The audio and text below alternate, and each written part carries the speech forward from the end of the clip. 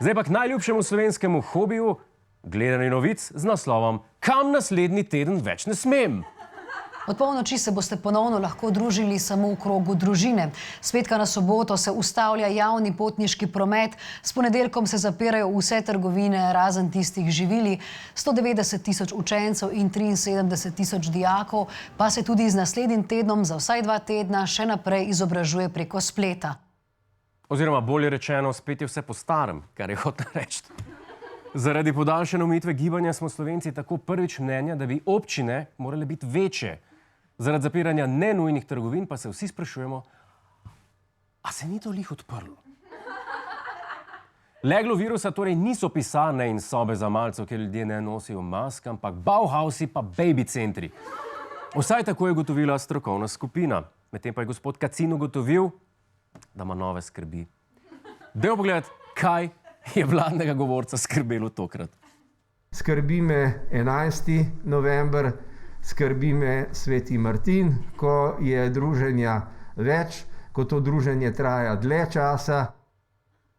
V preteklosti smo že bili vajeni, da gospod Kacin na trenutke zveni kot zdravnik, tokrat pa je prvič, da zveni kot žena alkoholika.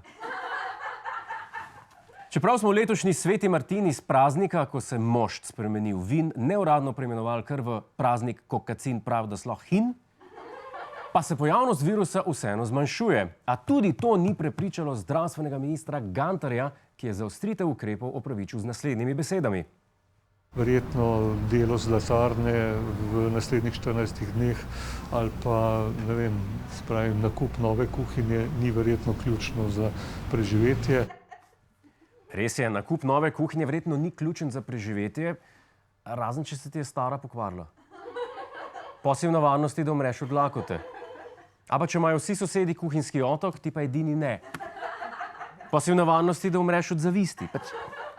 Čeprav gospoda Gantarja skrbi za naše zdravstvo, pa je ljubljanskemu UKC uspel podvig, kakršnega smo vajeni samo na Kitajskem. Ne govorimo o prepovedi medvedka Puja, ki preveč spominja na kitajskega predsednika, pač pa o tem. Ob tem pa o pomembnem dosežku iz UKC Ljubljana, kjer so v pičlih in za naše razmere skoraj neverjetnih 10 dneh pripravili prostor za 56 postelj in to v prostoru, ki so ga prej gradili dobrih 10 let. Kako točno je naši največji bolnišnici uspelo v tako kratkem času dokončati prostore COVID oddelka, ni jasno, se pa šušlja, da naj bi najeli ekipo iz ekstremne prenove doma. Po ustaljeni navadi naj bi delavci najprej porušili steno med dnevno pa kuhno, na koncu pa ministra Gantarja pripeljali na ogled z zavezanimi očmi. Neuradno. Če smo bili do zdaj vajeni, da povprečni prizidek slovenske bolnice gradimo vsaj 5-krat dlje kot povprečni prizidek slovenske hiše, imamo zdaj očitno nove standarde. Po novem lahko izgradnjo drugega bloka nuklearke pričakujemo v enem mesecu, drugi tir v enem tednu, tretjo razvojno os pa še to stoletje. Hej, to je naš YouTube kanal, klikni na ta gumb in se naroči, da boš na tekočem. Polajkaj pa nas tudi na Facebooku in na Twitterju, pa na ulici, pa na kakšnem javnem WC-ju.